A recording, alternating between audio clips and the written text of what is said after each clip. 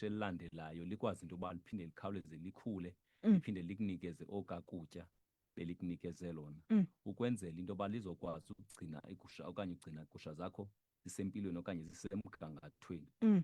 Zizokwazi into yokubana zikunikeze imveliso eyiyo. Xa sithetha ngemveliso, sithetha ngemveliso yenyama, sithetha ngemveliso yamatakane, sithetha ngemveliso yoboya.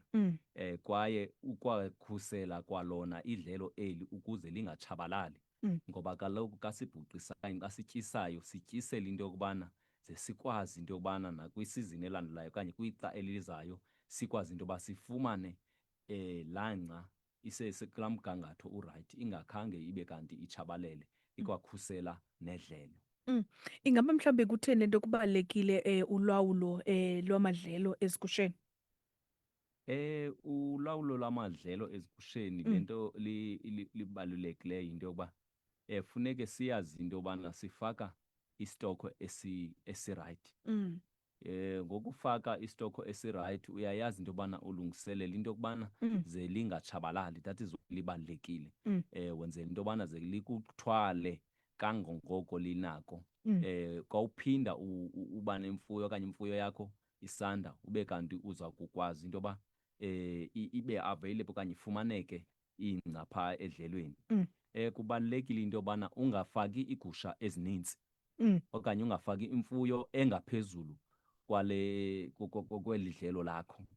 And also ibalulekile ngoba ufuneke laa ngca leyana ilikhusele kwalona eli dlelo. Ilikhusela njani? Ngokuthi ingca yakho, xa ingca yakho inde, iyasinda idlelo lakho kulaa nto kuthiwa yi-erosion, soil erosion. Xa inde iyakwazi uligquma ingaphaphatheki nomoya, iyakwazi neengcambu into yobana ziyibambe umhlaba into yoba ungakhukhuliseki.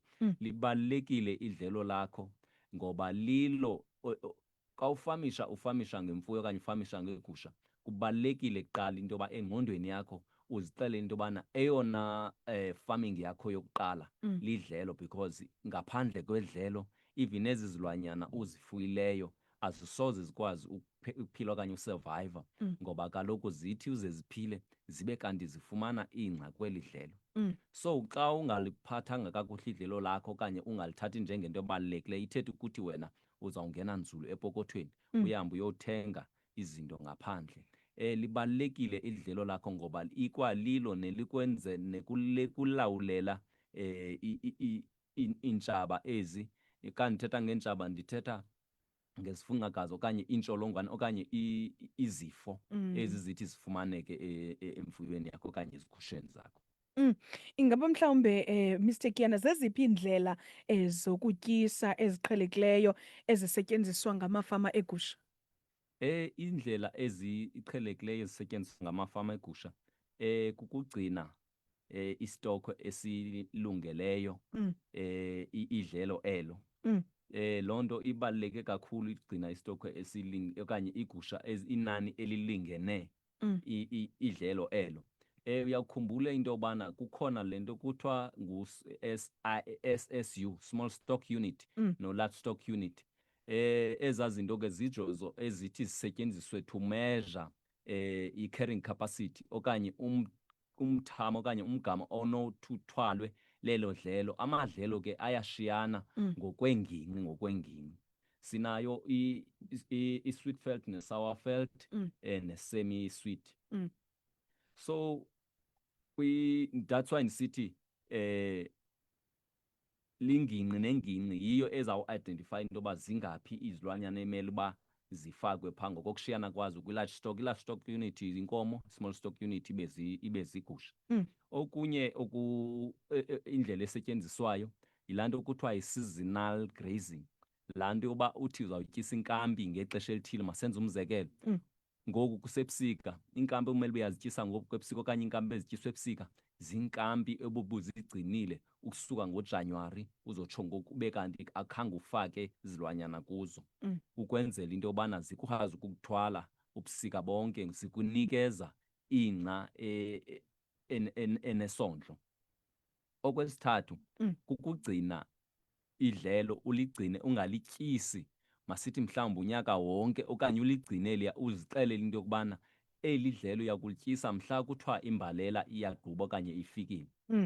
So ibalulekile naleyo into yobana kubantu abaneenkampi into yoba babe kanti bayazigcina bangatyisi kuba becingela eli xesha baphila kulo, kodwa betyisa becingela nexesha likaxakeka, into engekehli. Okunye indlela yokutyisa yilaa nto kuthiwa kukutshintsha-tshintsha iinkampi. Uzisuse kule nkampi, mhlawumbi masithi uzityise, kuyawuxhomekeka ke kwinani elo ne-carrying capacity leyo yedlelo. Uzityise kule nkampi, kwinyanga elandelayo uzitshintshuse kwenye inkampi, kwinyanga elandelayo uzitshintshuse kwenye inkampi. Le into isincedisa ukunikeza itshansi yobana ingca le ikwazi ukuphinde ikhule, ikwazi ukwenza imbewu, ikwazi kuphinde futhi yenze iqhubekeke ukukhula. Okunye indlela ayityiswa ngayo nethandwa kakhulu nexhaphake kakhulu yilaa nto kuthiwa yi-continuous grazing. Laa nto yotyisa idlelo elinye unyaka wonke. Oko eli dlelo uba ugqitha kule ndawo okanye uba uya kule ndawo uyawusoloko ufika kukho imfuyo kuyo. Ewe yona yindlela elula but yindlela eriski kakhulu because elaa dlelo awunikezi itshansi yokuphumla, usoloko ulibhuqisa ngalo lonke ixesha. I think eli gama lokubhuqisa lingena ncakasana kule ye-continuous grazing because uyabhuqisa. Into xa uyibhuqisa ke uyayazi into yobana awunaxesha layo into yobana izawuphinda ikunikeze something. Umzekelo, xa zifakwe inkomo emasimini neegusha emasimini kuthiwa kuyobhuqiswa, bayayazi into yobana xa ubhuqisa phayana uzawuphinde futhi uyowulima omnye umbona kuphuma amanye amadisa kwenzela ukwazi uphinde ubhuqise kunyaka olandelayo. So I think funeke sithande ukulilungisa eli gama lobhuqisa, sithi kukutyisa khona ukuze abantu bazoyi-understanda le ndlela yokutyisa. Alright, i-23 imizuzu ke ibethile intsimbi yesixhenxe eVukani Community Radio Station. Ndifuna nje sibaleke siye evenkileni sibe sesibuya ke ngoku siqhube nomba wethu. KwaNomsephelele. Hey, ikhawulezi yasibuyisa evenkileni. Alright, mphulaphula umamele ke iVukani Community Radio Station. Senjilo ke ndathi i-24 imizuzu ibethile intsimbi yesixhenxe apha eVukani Community Radio Station. Andikho ndedwa ke namhlanje ndihleli naye ke uMr Giyani usuka ke phaa kaLuvo, Oluvo Sharing Contractor. Sidakanca ke umba ke wokuphatha kakuhle kwamadlelo ukwenzela ubana abafuyi beegusha babe nemveliso entle. Ingaba bhuti wam yeyiphi imicelimngeni amafama eegusha ajongene nayo ekulawulweni okanye ekulawulweni kwamadlelo? Umcelimngeni wokuqala abantu abajongene nawo sizawufuneka siyithethe inyani ngakumbi apha ezilalini ngokokokuba amadlelo wasezilalini ayebiyelwe ngaphambili. Okay. Ngoku abantu ke yaba kwangabo abantu abaqhaqha elicinga bahamba balithatha bolibiyela iiyadi zabo. So ingumcelimngeni ke ngokulaa nto kubo because abakwazi ukulilawula idlelo ngokufanelekileyo ngoba elaa cingo lalisenzela into yobana bakwazi ukuwalawula amadlelo wabo. So ngumcelimngeni wokuqala lowo. Owesibini umcelimngeni ngulo wokokuba likhukhuliseke idlelo, itsayida ngamanzi okanye ngumoya. Loo nto ibangwa kukuba abakwazi ukulilawula ziyathungelana. Abakwazi ukulilawula ngenxa into yobana icingo alikho balikhuphile. So now abakwazi ke ngoku into yobana baliphumze idlelo, lityiwa okanye libhuqiswa rhoqo. Loo nto ibangele ke ngoku litshayeleke kungabikho ngca, ibangele into yoba kube khona amangenela ezi-plants okanye imifuno engamelanga into yoba iyakhula. Umzekelo, if ulapha ecala uyawuhamba ngale ndlela kuthiwa yicala road ubheka ngase-Elliot, uyawufika kugcwele amahlahla okanye la bush kuthiwa lilapesi. But xa uphuma apha ezilalini ungena kulo mhlaba wamafama, which is laa mhlaba wawuthathwe ngamafama amhlophe eqala, kubiyelwe phayana. But ikubhidise into yobana kutheni ngapha kwecingo kukhona elapesi lilihlaza but ngapha kukho ingca bengathi yinto etyaliweyo. Laa nto ibangwa kukuba aba bantu bamhlophe bayaliphumza idlelo labo, aba abaliphumzi. So ngalamangenela ke ngoku angenelela xa idlelo lakho ungakhange uliphumze, kuba khona izinto ezifana ilapisi, kuba khona izinto ezifana ekuthiwa ezibizwa ngoba zii-poisonous plants, kuba khona le nto siyibiza ngoba yidyabasi. Ubuyijongile idyabasi kwakhona kawungena kweli cala lamafama amhlophe ulithelekisa neli cala lamafama amnyama, idyabasi ingene kakhulu because ayina-competition nengca. Ingca iyasincedisa ukubulala ezi zinto zingafunekiyo, kodwa xa siyibhuqisa kuzawungenelela izinto esingaziqhelanga, sizibone zichuma kakhulu, side sithi xa sithetha sithi hayi umntu omnyama uqalekisiwe, jonga even nee-plants ezikhula kwicala lethu alifani nee-plants ezikhula kwicala labantu abamhlophe, kanti unobangela sithi yi-management. Ingaba mhlawumbe ukubhuqisa oku kuyichaphazela njani umgangatho weegusha okanye nomgangatho wamadlelo? Ukubhuqisa kubaluleke kakhulu. Ndithe oyona farming yakho yokuqala kukulawula idlelo okanye ukulawula indlela le utyisa ngayo okanye indlela le ubhuqisa ngayo. Sure. Ukuba awubhuqisi ngokufanelekileyo okanye ngendlela eyiyo, ithi loo nto iigusha zakho azizukutyeba, azizukhula, awuzufumana matakane okanye iigusha zakho zizawutsitywa inkunzi because ziyalamba. Ngoba funeke sikhumbule into yokubana igusha yakho ithi ize ithathwe inkunzi ibe kanti iyahlutha. Masiqaphele iigusha zethu uba zithathwa nini apha enyakeni. Amaxesha amanintsi iigusha zithathwa ngelaa xesha loba kunetha imvula, which is October, November, December, zizozala apha kuMarch, April, May. So ithi loo nto igusha ithi zithathwe inkunzi ibe kanti inida ukutya okwaneleyo. So that is why ubona zithathwa ngeli xesha, is because siyabhuqisa, asizinikezi, asizigcineli izinkampi, kanti beme bikhona inkampi oyigcinela into yoba ze kuthi xa uzokhwelisa ube kanti ukhwelisela kulaa nkampi okanye uzifake phaa kwenzele zikwazi into yobana zipick up iweight, zikwazi ukuthathwa inkunzi. Okwesibini, nenkunzi yakho, xa inkunzi yakho ilamba ungayifaka kwiimazi eziredi, iyawuzijoja nje kodwa ibe ikhalaza ngantoni? Ngesisu esi si-empty. So kubalulekile into yobana zibe kanti ziyahlutha okanye kubalulekile into yobana ube uzibekele idlelo, zibe kanti ziyakwazi into yobana zingadingi ngelaa xesha lokukhwela. Okwesithathu, amatakane wakho ayakhawuleza ukhula xa idlelo lakho ulithe walibeka. Uthi ngeli xesha lokulumla amatakane okanye lokuzala kwegusha ube kanti unedlelo olibekileyo for ukhulisela amatakane okanye uzalisela amatakane wakho okanye uzalisela iigusha zakho phaya. So iyakuncedisa ke ngoku ukhulisa amatakane. Iyakuncedisa also kwi-meat production nakwi-wool production. Xa uzazi into yoba iigusha zakho ndifuna ukuzigcina apha ebusika zisemgangathweni ukwenzela into yoba xa kufika the shearing season zibe kanti zisemandleni. Masikhumbule into yoba igusha ithi uze ikunikeze noba yeyekhwalithi, ukuba iyalamba laa quality izawufeyida, ayizubonakala. Kodwa uba ngaba iyahlutha laa quality ubuyithengile okanye laa quality ubuyenzile kulaa gusha, uzayifumana ncakasana ngoba itheni? Iyahlutha.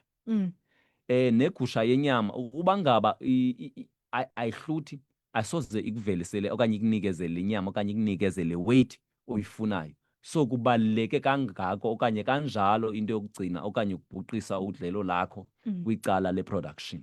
Ingaba mhlawumbe amanzi adlala indima engakanani kulawulo lwamadlelo? Amanzi abalulekile and adlala indima enkulu kakhulu kumadlelo.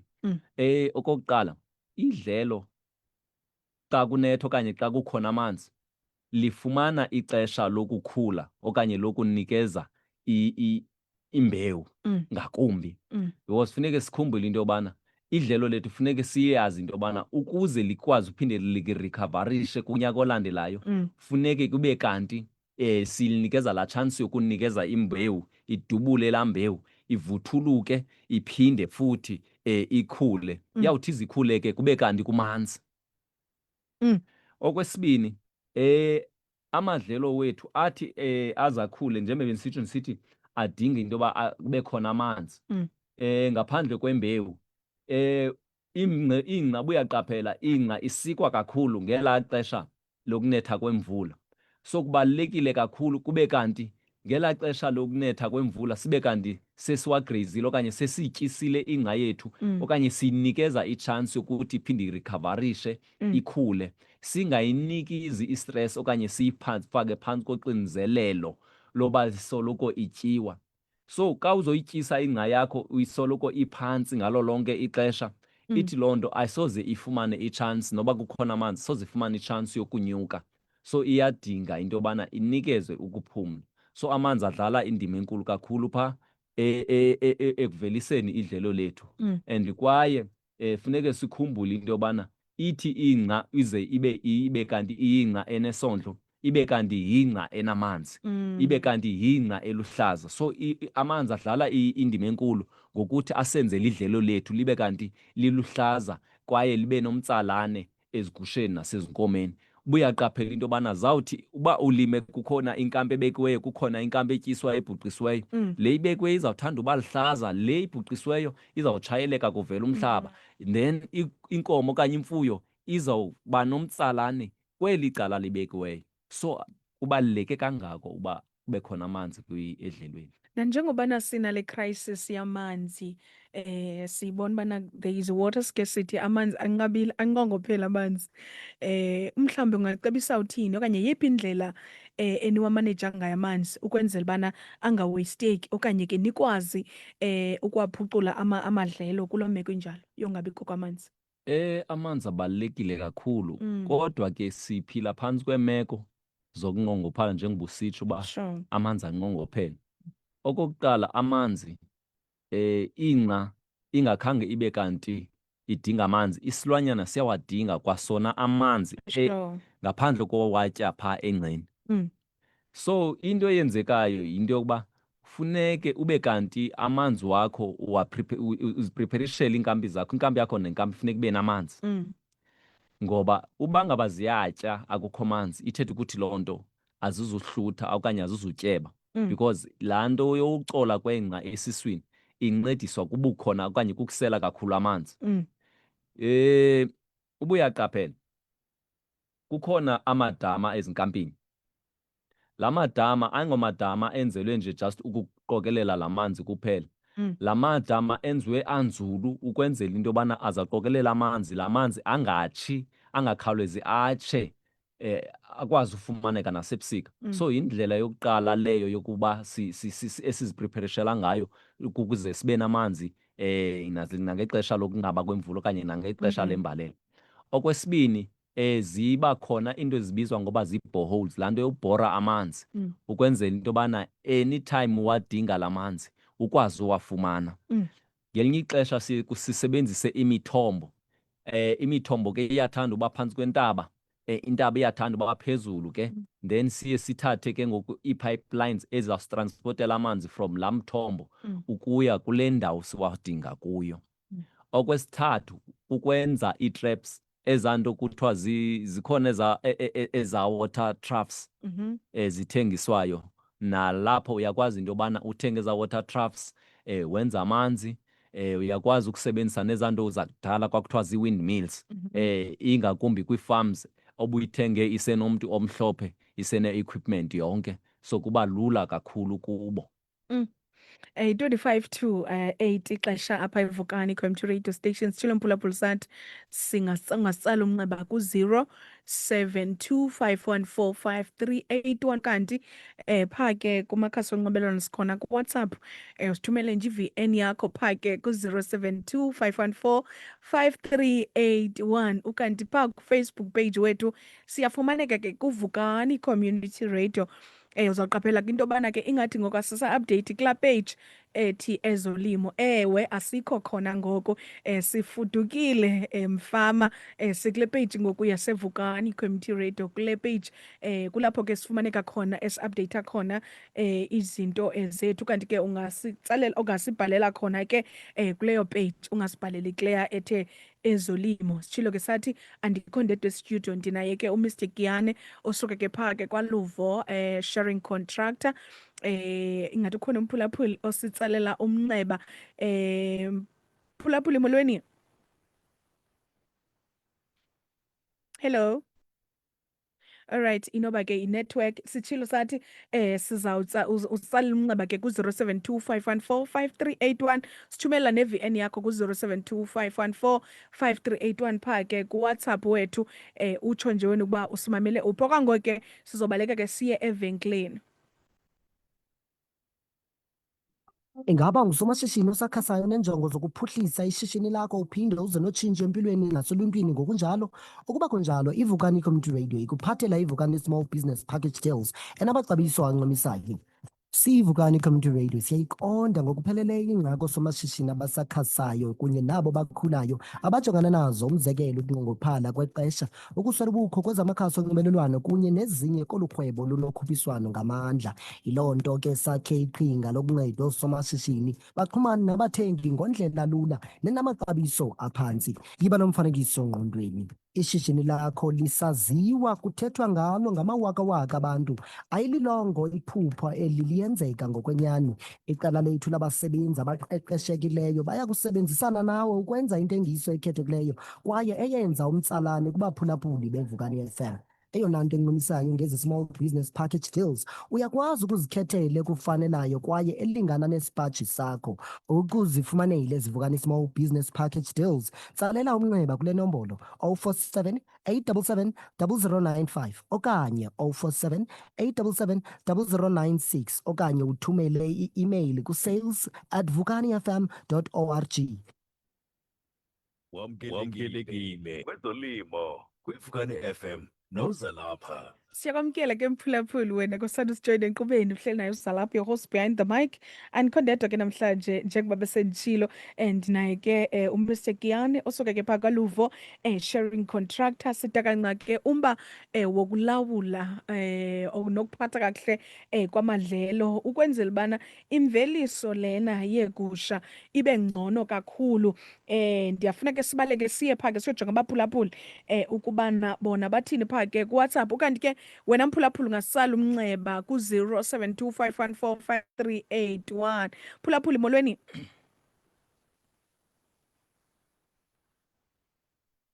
Molweni. Molweni sinyaphila. Siyaphila tatam, ninjani? Akuhle nakumbizi. Mama ndiyamva ukulokwenja mani ngithembe cacisa nje. Sure. Cha kumcimbi wamadlelo andiyazi uba inganqandwa. Abantu ingase bafundiswe ubungozi bokutshisa kwamadlelo. Because into eyenzekayo nditsho nje apha kuthi elalini xa uthe wabhaqa utshisa uyadliwa i-500 okanye uthatha usiboko omkhulu. Uyatshisa imali eninzi phaa. Kodwa abantu batshisa ngobusuku. And sivuswa ngosuku kuhlatshwa imikhosi kuthiwe makucima umlilo. Andiyazi mani abantu ingase bafundiswe emsasazi ubungozi bokutshisa amadlelo uba negusha ngoku ziyazala ngoku namatakane. Sure. Ukuthi sizijabulela hayi ndimamele iVukani. Enkosi kakhulu tata. Heyi ayatshiswa amadlelo kubona uba kuqhuma ndatshiswa nyani ebusuku because uzibone umntu olitshisayo. Ukhona umama phaa ke umama uTshokela, ndiyaxolisa ngoyipronounsa wrong, umama uTshokela uthi molweni sisalapha ndikunye nani ndimamele kude kuyovalwa. Ndingumama uTshokela ezibeleni. Siyakwamkela mama uTshobsit, mama uTshobela, siyakwamkela kakhulu mama enkqubeni. Mphulaphuli ke siyakwamkela nawe. Yi-22 ngoku ixesha apha eVukani Community Radio Station, 20 to 8 apha eVukani Community Radio Station. Kanti yobana sisadakanca lo mba. Ingaba mhlawumbe bhuti wam kule nto ithethwayo yokutshiswa kwamadlelo, ingaba mhlawumbe ikhona indlela amafama anophucula ngayo indlela abamaneja ngayo amadlelo? Ukuphucula amadlelo okanye ukutshisa amadlelo yenye yendlela yokuphucula okanye yokwenza into yobana idlelo lakho libe kanti likunikeza ingca efresh okanye ingca entsha. Funeke siyazi into yoba ikutshisa kwedlelo nothi nyaka nonyaka kuyanyanzeleka into yoba ube kanti uyalitshisa idlelo. Okanye akunyanzelekanga ube kanti uyalitshisa idlelo. Uthuze ulitshisa idlelo ubone into yobana le ngca ayisadingeki ibolile. Okay. Ayithethi ukuthi xa ubona ingca eninzi noba ayibolanga faka umlilo. Ngoba kaloku laa ngca njenge ininzi ingathi brown ithethe ukuthi kulekisha ntoni phayana iprotein. And laa protein le ingca ithathileyo yayiginya okanye yayifihla for uba ikwazi iphinde futhi xa kufika imvula ikwazi uba iphinde ivelise enye ingca. So siye sibe nemisteyikhi ke singamafama sithi hayi le ngca ibrown ngoku idinga utshiswa, siyitshise nangeliphi ixesha. Libalulekile kakhulu ixesha lokutshisa ingca. Ngeli xesha enyakeni angeke ulayite umlilo uthi utshisa ingca, zizawutya ntoni izilwanyana. Laa ngca ziyakwazi uyitya ngoku ibrown njeyana. Xa uthe wasebenzisa izinto ezifana neetyiwa ezi zimikswayo, ikhona ke into esithanda uthetha ngayo endithanda uyiphakamisa xa ndilapha, ndithi amafama mawayisebenzise apha ebusika, into ebizwa ngoba yi-easy graze. Le izawukhulula laa protein iyenze laa ngca ngoku sebusika into yobana ibe ngathi kusehlotyeni isakuyitya igusha okanye inkomo. So kubalulekile into yobana sibe siyazithenga ityiwa. Ndandide ndathi ngenye imini apha ndathi yithande ukuyisebenzisa ityiwa eneyuriya ngoba izenza zinqanwe, ziyokusela amanzi, zitye noba injani ingca, noba yomile ziyakwazi ukuyitya. Umlilo ubalulekile, kodwa umlilo ubaluleke xa kuthe kwakuqala kwafika iimvula zokuqala zohlobo. Awunokwazi utshisa kungekabikho imvula ethe yawa. Xa utshisa ngeli xesha uyalibulala elaa dlelo. Elaa dlelo xa utshisa ngeli xesha iingcambu ziba ngaphandle zome zide zitshe, because ebusika kuba khona laa moya ukhotha ubumanzi, utshisa ingca nomoya nomhlaba lo uba liqweqwe wome. So imagine ke ngoku iingcambu ezizabe zisemhlabeni owomileyo zingafumani bumanzi, zizawutsha. Laa ngca leyana iphethe kuba libala phaa kungaphinde kukhule ingca, kude kungenelele ezi zinto bendigqiba ukuzikhankanya apha. So ndiyarhalela ukuthi emafameni nakoosibonda kwiinkosi zelali maziwuqinise kakhulu umthetho kwaba bantu bathanda ukutshisa. Mayingabide ibe yi-500 because akukho fit unoyithenga nge-500 rand. Makubalwe iindleko ezazenzileyo, noba uzawuthatha ixesha elingakanani ukuzibhatala, azibhatale azokwazi into yobana afundise isifundo nakwabantu abangakayenzi loo nto. Because ke nyhani ifama yokuqala okanye eyona nto yokuqala ofamisha ngayo lidlelo. Xa lizotshatyalaliswa uzawutyisa phi, ngakumbi utshise ngeli xesha. Ewe abantu bangatshisa phaa, kodwa nothi nyaka nonyaka. Umzekelo le ntaba le yalapha ecala ubuyijongile laa ntaba kubantu abayaziyo, laa ntaba ibikade ingekho ngolaa hlobo. Ngoku laa ntaba ingathi yintaba le yasedesert, amatye angaphandle, ingca isakhulu, noba ikhulile ingca ikhula gaga ngenxa yento yobana itshiswa nyaka nonyaka. Uzawubona kungaphelanga nale nyanga okanye kungaphelanga uJuni, laa ntaba izawuba ilayitwe umlilo. Nalaa mlilo uzawuthi ungakwazi uhamba phaya ngenxa yento yobana ingca bayitshisile, so ayisekho, kuvele amatye, uzawutyisa phi? So yenye yendlela ke umlilo yokutshabalalisa ingca ebolileyo, not ingca ebrown nje engatyeka, ebolileyo. And also ungakwazi into yobana uliphucule idlelo lakho ngokuthi utshintshatshintshe ukutyisa, unikeze ukuphumla ingca, ikwazi into yobana iphinde ikhule ikunikeze enye ingca. Uyakwazi uliphucula idlelo lakho usakubona into yobana yile meko ndigqiba ukuyikhankanya laa ntaba yasecala, kuvalwe phayana kungatyiswa for iminyaka emininzi. Laa nto iyakwazi into yobana ilibuyisele idlelo esimeni sayo, okanye kuthe abanye abantu bade bathenge neembewu zezi zingca zibizwayo bazihlwayele phayana, likwazi idlelo likwazi into yobana liphinde libuyele esimeni salo. Nokutshintshatshintsha ke utyise apho utyise apho utyise apho, kuphucula idlelo lakho oko. Ingaba mhlawumbe ichaphazela kanjani imfuyo into yokutshiswa kwamadlelo? Imfuyo into yokutshiswa kwamadlelo ichaphazela kakhulu. Okokuqala, xa uzowutshisa idlelo ube ungekachebi, ithi loo nto laa ngca iyatsho ibe luthuthu, uthuthu olunjani olumnyama, laa nto kuthiwa lihlungu okanye umle. So xa uzotyisa igusha phaa ehlungwini, abantu bayithanda futhi loo nto batyise phaa ehlungwini kuba ihlungu lona yeyona ngciba fresh kakhulu because iba nalaa protein. Laa protein bendithetha ngayo isebenza kakhulu phaa, ufike ziyomunca elaa hlungu. So iyazichaphazela iigusha zakho ngokuthi zingcolise uboya. Sure. Into yotshisa amadlelo iyazichaphazela kakhulu igusha ngoba ziyalamba apha esuswini. Azityebi, azikhuli, azikwazi into yobana zithathe inkunzi. Nenkunzi azikwazi into yobana zileqe. Noboya uyasilela i-production yoboya. Ne-production yamatakane zizala zingenabele ngoba kaloku akukho nto yotya. Amatakane aphethe esifa. So ibubungozi kakhulu into yotshisa okanye ufana noba uyazivimba ukutya. Ufana noba uthatha ukutya phaa egrosari, phaa ekhabhathini yakho ubuyithengile, xa kuqala inyanga uyitshise yonke.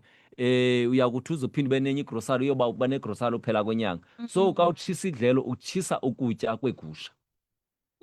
Uzivimba ukutya. Uzivimba ukutya ngamafutshane. Mazilambe. Uthi mazilambe zizawuzibona uba zawuthini. Wow. Ingaba mhlawumbe sisekule ndawo kanye ke yokutshisa. Ingaba mhlawumbe i-climate change nanjengoba siyazi uba ukutshintshwa kwemozulu oko kunayo into eyichaphazelayo amadlelo. Ingaba mhlawumbe imozulu, ukutshintshwa kwemozulu ikuchaphazela njani ukumanejwa kwamadlelo? Imo yezulu iyasichaphazela kakhulu okanye ukutshintsha-tshintsha kwesimo sezulu, ingakumbi le nto siyibiza ngoba yimbalela. Sure. Okokuqala funeke siyazi njengoba benditsho into yoba kuthi ize idlelo lakho likhule kube kanti kukhona iimvula zehlobo okanye kube kanti kumanzi. Yeah. So xa kungekho manzi komile kutshisa namalanga. Sentsho zonke izinto zokutshintsha kwesimo sezulu. Kutshisa ilanga, akukho mvula, komile. Nokuba ungathi uyinikeza itshantsi okanye unikeza ithuba uyaliphumzela dlelo, kungekho ezi zinto zibangela into yoba idlelo likhule, aluzukhula. So isichaphazela ngokuthi alikwazi idlelo lethu ikhula, asikwazi into yobana sifumane amanzi okanye sifumane eli dlelo lisinikeze le nto liqhele usinikeza yona. Noba silitshintshile izawusenzela into yobana sizigcine for ixesha elifutshane kuloo nkampi ithile. And also enye into esichaphazelayo yeyokuba kwicala lokunetha imvula kakhulu, ewe ingca ibalulekile, namanzi abalulekile, but ingca xa ikhula kakhulu, ingakumbi uba ngaba uneegusha zodwa, uzawuthi usatyisa ngapha, xa uya kwesibini leya inkampi ubuyityisa kuqala seyikhule yande kakhulu. Then ithetha ukuthi iigusha zakho uzazibona zibhitya ngoku zifake kwinkampi enengca. Masikhumbule into yobana iigusha zona kuthiwa zi-short grazers, zithi uze zitye ingca ibe kanti imfutshane. Xa inde ingca uyafika zinamehlo, zithanda ulila amehlo, kuthi kanti wena ucinga fanuba isisifo esithile kanti ziphandlwa yilangca. Ziyakwazi ugusha ukufa, zilambe zife, ibe ingca ininzi i-enough. So kubalulekile into yokubana kwiimeko ezinjalo ube kanti uyamiksa wena, ufaka inkomo kuqala uzimikse neegusha khona iinkomo zikwazi ukuyiphungula laa ngca, then iigusha zikwazi uyitya ziyibhekise phantsi. So kubaluleke kakhulu into yobana ube nolwazi ngezi zinto. Ingaba mhlawumbi ungabacebisa uthini amafama ekhaya ulawulo olululo lwedlelo lungazinciphisa njani mhlawumbe iindleko zesondlo? Nanjengoba usitsho ukubana laa mntu utshisayo phaa edlelweni wenza imosharha kanti yobana uvimba igusha ukutya. Ingaba mhlawumbi ke xa sele ke ukwidlelo liphetheke kakuhle ithini into yayo? Idlelo lakho xa liphetheke kakuhle ithi loo nto wena awuzungena kakhulu epokothweni uyothenga isondlo okanye uyothenga ukutya kwemfuyo. Xa idlelo lakho lisemgangathweni ithetha ukuthi iigusha zakho okanye imfuyo yakho izawufumana le nto zifanele ukuyifumana. Awuzuyothenga into ozoyithenga, uzawuthenga only izinto zokwenza liba zitye lengca. Yes. Kanti abantu abangaliphethanga kakuhle idlelo labo, endaweni yoba bathenga izinto ezizawubangela uba zitye idlelo, bathenga ifeed. Buyawuqaphela yabona ngoku abantu akukathengiswa nalapha edolophini, akukathengiswa la mabhala athengiswayo aluhlaza. Kodwa come July uzawubona abantu bethengisa la mabhali and bewathenga kakhulu in numbers abantu. So loo nto isixelela ukuthi abo bathenga kakhulu loo mabhali ngabantu ababengakhange bayipreparishele iwinto okanye abakhange bazibeke iinkampi, bezibekele ubusika ukwenzela into yobana zifumane ukutya okwaneleyo ebusika. Ewe siyayazi into yoba ingca ebusika yomile, but uyakwazi ukuyibeka ingca njengoba benditshilo ndithi ukusuka ngoJanuwari uzotsho ngoku iinkampi zasebusika funeke ube kanti ziphumle zona zizokwazi into yobana zikuthwale ubusika bonke.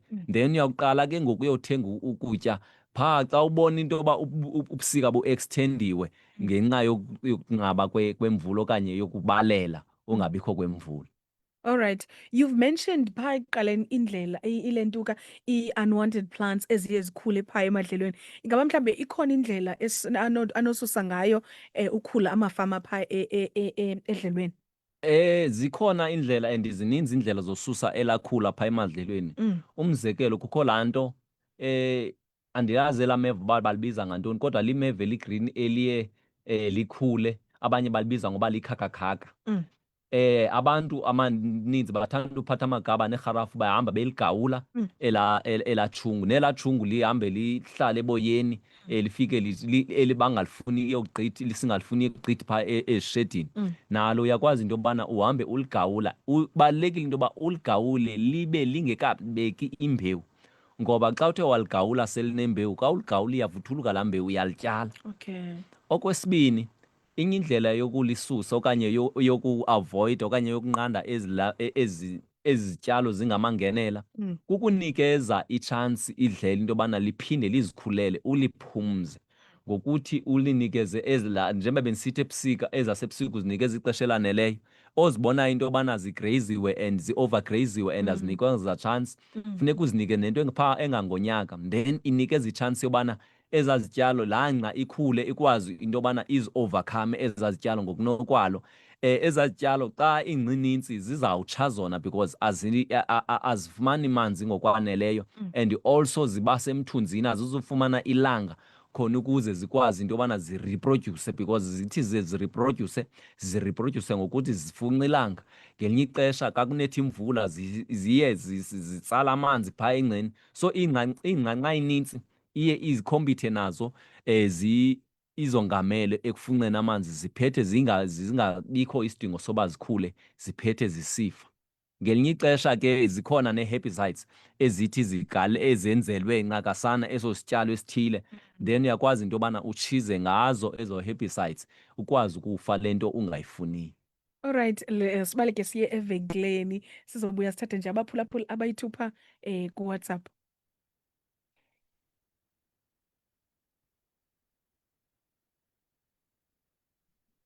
Alright, i-5 imizuzu Le ngaphambi ntengiso ilandelayo zizimvo zeli shishini likhankanyiweyo, hayi ezeli jelo losasazo.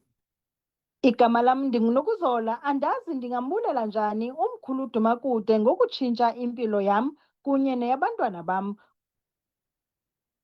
Alright, sitshilo ke mphulaphula sathi 5 mizuzu ke ngaphambi kokuba kubethe intsimbi yesibhozo apha eVukani Community Radio Station. Sibalekile nje, ndifuna ke siva abaphulaphuli ngaphambi kokuba siqukumbele inkqubo yethu.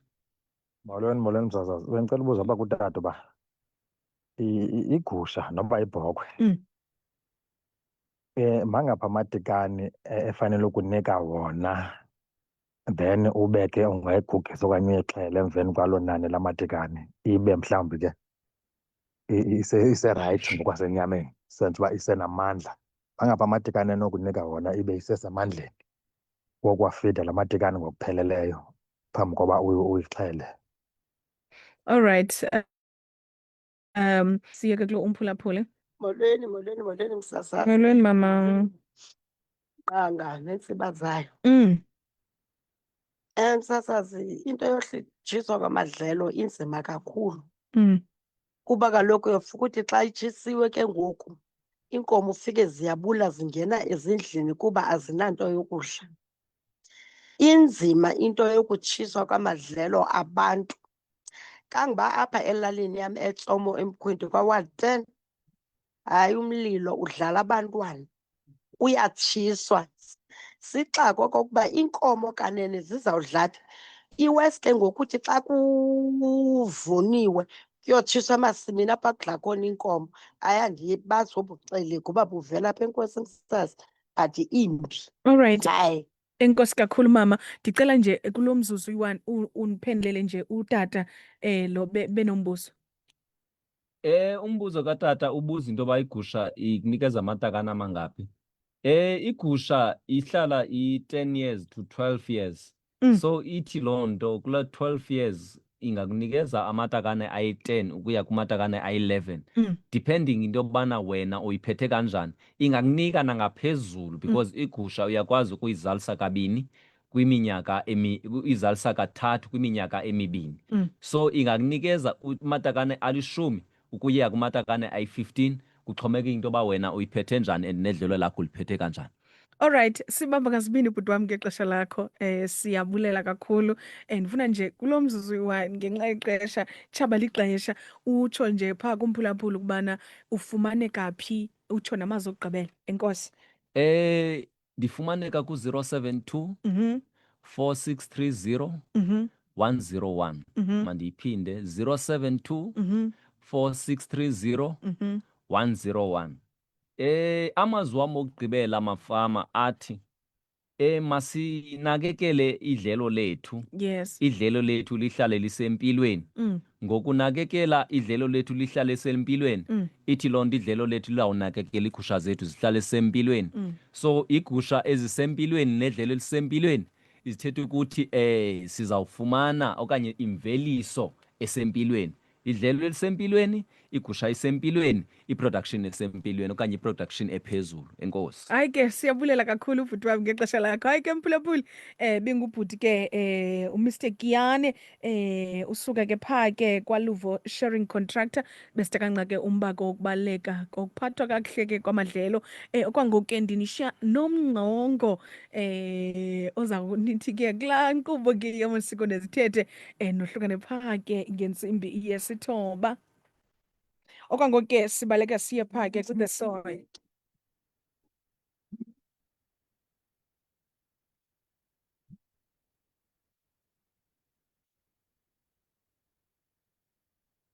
Andihleli bumnyameni wafika usonini nanini wandifake kukhanyeni. Andihleli